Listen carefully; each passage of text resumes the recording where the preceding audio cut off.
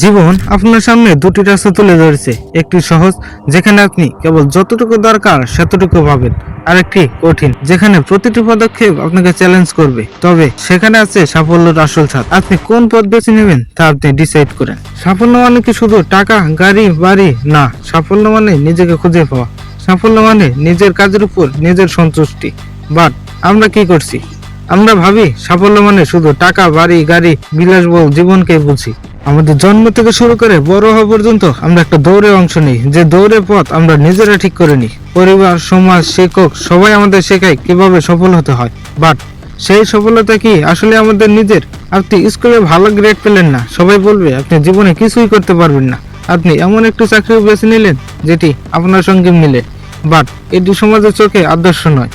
সবাই আপনাকে আর্ট চোখে দেখবে। ঠিক তেমনি একজন তরুণ সঙ্গীতের প্রতি আগ্রহী, কিন্তু তার পরিবার চায় সে ডাক্তার হোক। এটি তার প্রতি চাপ সৃষ্টি করা। সমাজ আপনাকে শেখায় কিভাবে অন্যের মতো হতে হবে, কিন্তু নিজের মতো হওয়া সবচেয়ে বড় সাফল্য।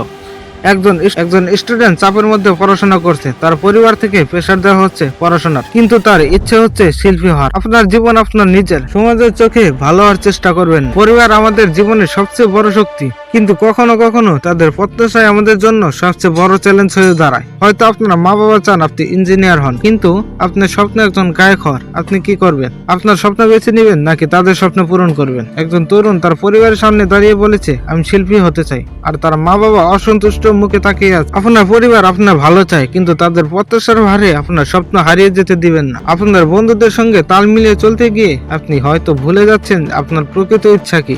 হয়তো তারা ব্র্যান্ডের পোশাক পরছে, দামি জায়গায় যাচ্ছে, আপনি মনে করছেন এভাবে সফল হতে হয়। কিন্তু সত্যি কথা হলো এটা আসল পথ নয়। একজন ব্যক্তি নিজের ইচ্ছার বাইরে অন্যদের সঙ্গে প্রতিযোগিতা করছে, শেষে বুঝতে পারছি তার পেশন একদম ভিন্ন কিছু। প্রতিযোগিতা তখনই ভালো যখন আপনার নিজের লক্ষ্য পূরণের জন্য সাহায্য করে। অন্যদের দেখাদেখি করলে হতাশা বাড়বে।